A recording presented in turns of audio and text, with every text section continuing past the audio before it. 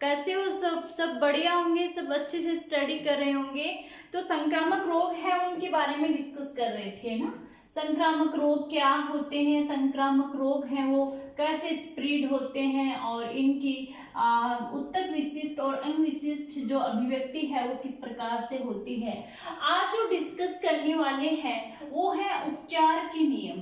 उपचार के नियम है, संक्रामक रोग हैं, रोगों से जब बीमारी हो जाती है उपचार के नियम किस प्रकार से हैं उनके बारे में डिस्कस करेंगे। इसके बारे में डिस्कस करने से पहले ऐसा क्राइटेरिया देखते हैं जिसके माध्यम से आपको अच्छी तरीके से समझ में आए। जैसे कि मान लो कि क्वेश्चन उठता है, सबसे पहले क्वेश्चन ये है कि आप बीमार हो जाते हो तो आपके घर वाले हैं क्या करते हैं आपके बीमार होने पर। कुछ जैसे कि आप थोड़ी समय सो जाते हो, सोकर आप जब उठते हो तो उठ जाने के बाद में जो है आप कैसा अनुभव करते हो। उपचार में क्या जो कोई मेडिसिन है, दवाई का उपयोग है वो कब किया जाता है। इस प्रकार के क्वेश्चन हैं जो कि इसको समझने में हेल्प करते हैं। मैं आपको बताऊं कि संक्रामक रोगों के उपचार में रोगों के उपचार में मुख्यतः दो नियम काम में आते हैं। मुख्यतः दो नियम हैं वो काम में आते हैं। एक जो नियम होता है, एक नियम होता है कि रोग के प्रभाव को कम किया जाए। ओके। और दूसरा जो नियम है वो आपका सम्मिलित होता है कि रोग कारक को ही समाप्त कर दिया जाए। रोग कारक को ही क्या कर दिया जाए, समाप्त कर दिया जाए। इस तरह से दो नियम है ये सम्मिलित होते हैं संक्रामक रोग के उपचार के नियम में। रोग के प्रभाव को कम कर दिया जाए, इसमें क्या होता है, रोग के उपचार में जिसमें क्या होगा, रोग के प्रभाव को कम कर दिया जाए। सोचिए क्या होगा रोग के प्रभाव को कम, जिसके अंदर क्या सम्मिलित होगा, जिसके अंदर इस प्रकार के उपचार में क्या होगा, लक्षण है वो कम प्रदर्शित होते हैं। यानी कि जो लक्षण है उनको सप्रेस्ड कर दिया जाता है, लक्षण है वो कम हो जाते हैं, लक्षण कम हो जाते हैं। इस प्रकार के जो इस प्रकार का रोग है उसके प्रभाव को अगर कम कर दिया जाता है तो जो रोग होता है उसके जो लक्षण है वो कम हो जाते हैं। और लक्षण है वो किसके कारण होते हैं, मैंने कल भी आपको बताया था, लक्षण है इन्फ्लामेटेशन यानी शोथ के कारण है वो होते हैं। फॉर एग्जाम्पल मैं उदाहरण के तौर पर बताऊं, जैसे कि बुखार आना है ना, बुखार आना, दर्द होना है ना, कई बार सांस भी फूल जाती है, दर्द हो जाना है ना, इस प्रकार से लूज मोशन हो जाना तो मेडिसिन का उपयोग कर लेना है ना। तो ये क्या होता है कि रोग के प्रभाव को कम कर देते हैं, न कि रोग को समाप्त करते हैं। इस प्रकार का जब आपके सामने परिलक्षित होता है तो आप थोड़ी बहुत मेडिसिन लेते हो और थोड़ा सा ठीक हो जाते हो, या फिर ऐसा भी होता है कि आप रेस्ट आराम के द्वारा भी कर सकते हो। आराम करते हो, रेस्ट करते हो, थोड़ी देर रेस्ट करने के बाद में आप बहुत अच्छा फील करते हो। तो ये होती है रोग के प्रभाव को कम कर दिया जाता है इसके अंदर। लेकिन क्वेश्चन ये उठता है, क्वेश्चन ये है कि इस प्रकार का जो रोग है, इस प्रकार का रोग है, इसमें सूक्ष्म जीव के जो इस प्रकार के जो लक्षण आधारित जो उपचार हैं वो स्वयं संक्रामक सूक्ष्म जीवों को समाप्त नहीं करेंगे। यानी जो संक्रामक सूक्ष्म जीव हैं इनको समाप्त नहीं कर पाएंगे। इसके लिए क्या होगा, सूक्ष्म जीवों को मारना ही होगा, सूक्ष्म जीवों को मारना ही होगा, मारना ही होगा। इसके लिए सूक्ष्म जीवों को मारना होगा। मैं किस मेथड की बात कर रही हूँ, मैं इस सेकंड मेथड की बात कर रही हूँ।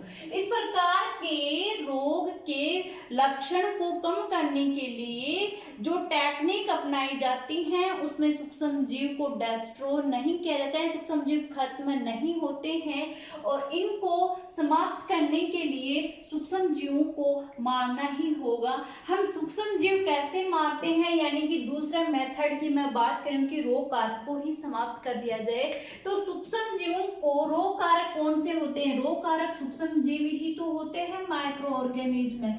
सूक्ष्म जीवों को कैसे मारते हैं, क्वेश्चन ये उठता है कि इनको कैसे मारते हैं, किस प्रकार से इनको मारते हैं। तो भाई साहब इनको मारने की विधि जो है वो है आपकी कौन सी विधि, औषधि का प्रयोग करके, मेडिसिन का प्रयोग करके ही इसको जो है सूक्ष्म जीवों को डेस्ट्रॉय किया जा सकता है।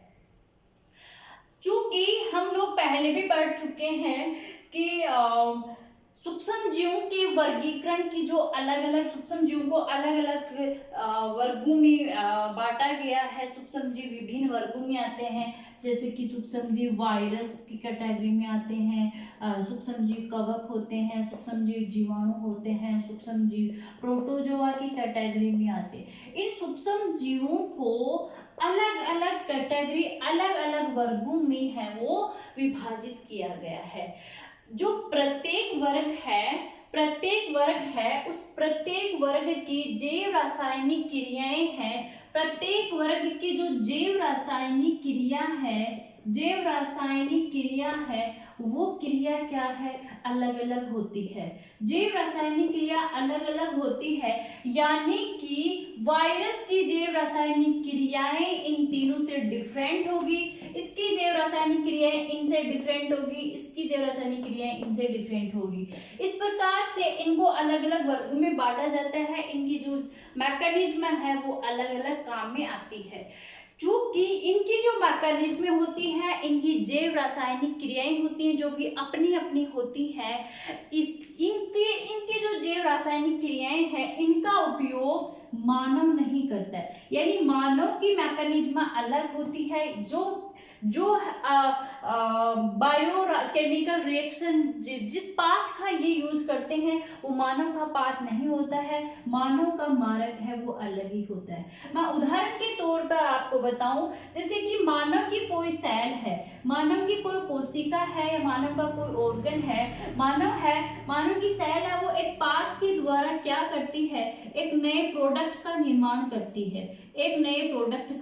करती है। अब चूंकि मानव की कोशिका किसी दूसरे पाथ के द्वारा प्रोडक्ट का निर्माण कर रही है, लेकिन बैक्टीरिया की जो सेल होगी या जो जीवाणु होगा उसके द्वारा जो प्रोडक्ट का निर्माण होगा वो अलग अलग पाथ के द्वारा होगा, उसका जो पदार्थ निर्माण की जो प्रक्रिया होगी वो अलग अलग प्रक्रिया होगी। इस प्रकार से जो हमें ऐसी औषधि का उपयोग करना होगा, हमें ऐसी मेडिसिन का उपयोग करना होगा जो कि क्या करेगी, जो कि बैक्टीरिया को डेस्ट्रॉय कर। जैसे मैं बैक्टीरिया का उदाहरण लूं, यहाँ पे जीवाणु के मैं उदाहरण को लेकर बात करूं, तो ऐसी मेडिसिन ऐसी औषधि का उपयोग करना होगा जो कि जीवाणु को डेस्ट्रॉय कर दे, जीवाणु को डेस्ट्रॉय यानी नष्ट कर दे, जीवाणु को नष्ट कर दे, ऐसी मेडिसिन का उपयोग में लेना होगा। ऐसी कौन सी मेडिसिन है, ऐसा पॉसिबल है, किसके माध्यम से पॉसिबल है, ऐसा पॉसिबल है एंटीबायोटिक के उपयोग से। एंटीबायोटिक क्या होती है, मैं पहले भी आपको बता चुकी हूँ कि सूक्ष्म जीवों से प्राप्त ऐसे रासायनिक पदार्थ जो कि मनुष्य के लिए हानिकारक सूक्ष्म जीवों को मारने में उपयोगी होते हैं, एंटीबायोटिक कहलाते हैं, प्रतिजैविक कहलाते हैं। और एंटीबायोटिक है वो किस पे वर्क करती है, एंटीबायोटिक जीवाणु पे। ओके, एंटीबायोटिक है, वायरस पे एंटीबायोटिक का कोई प्रभाव नहीं होता है, जो कि तो हाँ, जीवाणु के इनको नष्ट करने के लिए एंटीबायोटिक का जो है वो एंटीबायोटिक के थ्रू इनको नष्ट किया जा सकता है। ये एक पॉसिबिलिटी होती है कि इनके कारक को है वो नष्ट किया जाए। जो मलेरिया के परजीवी है, अब बोले कि मैम प्रोटोजोआ आपने इसके लिए तो बता दिया एंटीबायोटिक, अन्य के लिए भी है। जैसे कि मैं प्रोटोजोआ की बात करूं, जैसे कि मलेरिया का परजीवी है, मलेरिया रोग किससे होता है? प्रोटोजोआ से होता है। तो मैं प्रोटोजोआ की बात करूं तो प्रोटोजोआ जनित रोग को मारने के लिए भी औषधि है वो विकसित हो चुकी हैं। जैसे कि मलेरिया के लिए जो भी है वो औषधि है वो मार्केट में अवेलेबल है, इसका जो निर्माण हो चुका है। एंटीवायरल मेडिसिन होती है, जो एंटीवायरल मेडिसिन है ना, एंटीवायरल जो मेडिसिन होती है उस मेडिसिन का निर्माण, एंटीवायरल जो औषधि होती है और एक होती है जो जीवाणु की औषधि है ना, तो एंटीवायरल मेडिसिन का जो निर्माण है उसका निर्माण एंटीबैक्टीरियल औषधि के निर्माण की तुलना में ज्यादा कठिन है। यानी कि एंटीबैक्टीरियल औषधि जैसे कि मान लो एंटीबायोटिक का निर्माण, उनकी तुलना में एंटीवायरल मेडिसिन का बनना बहुत कठिन है, क्योंकि आप समझ चुके होंगे कि एंटीवायरल यानी कि वायरस में, बैक्टीरिया में तो खुद की मैकेनिज्म होती है, खुद की जैव रासायनिक प्रणाली पाई जाती है, लेकिन वायरस में खुद की जैव रासायनिक प्रणाली नहीं पाई जाती है, इसलिए मेडिसिन का निर्माण करना वो बहुत मुश्किल होता है। तो क्योंकि ये जो मानव की है, मानव पर जब अटैक करते हैं तो ये मानव की मशीनरी का यूज करते हैं। ऐसा नहीं है वायरस मानव पर करते हैं, वायरस प्लांट पर भी करते हैं, यहाँ तक कि जो वायरस है वो बैक्टीरिया पर भी इन्फेक्ट करते हैं। तो जो वायरस की मैकेनिज्म खुद की नहीं होती है, ये होस्ट के मैकेनिज्म को यूज करके मल्टीप्लिकेशन करते हैं। यहाँ लेकिन फिर भी क्या है कि जो एंटीवायरल औषधि है वो मार्केट में अवेलेबल है। यहाँ ऐसा नहीं है कि एंटीवायरल औषधि बनी ही नहीं है, लेकिन बनना बहुत कठिन है। जैसे कि मैं बात करूं, एक एड्स बीमारी होती है, आपको पता है, HIV वायरस से। तो इस HIV वायरस को कंट्रोल नियंत्रित करने वाली औषधि होती है, वो मार्केट में अवेलेबल है, उसका निर्माण हो चुका है। तो सिंपल सा टॉपिक था उपचार के नियम। आई होप आप सबको समझ में आ गए होंगे, मैं यहाँ पे क्लियर रही होंगी। तो वीडियो को नोटिफिकेशन पाने के लिए आप चैनल को सब्सक्राइब कर लीजिए और बेल आइकन को भी प्रेस कर लीजिए, ताकि वीडियो अपलोड होते ही आपके पास में नोटिफिकेशन आ जाए। और अपने फ्रेंड्स के साथ में भी इसे शेयर कीजिए। तो पढ़ते रहिए, मेहनत करते रहिए, ऑल द बेस्ट।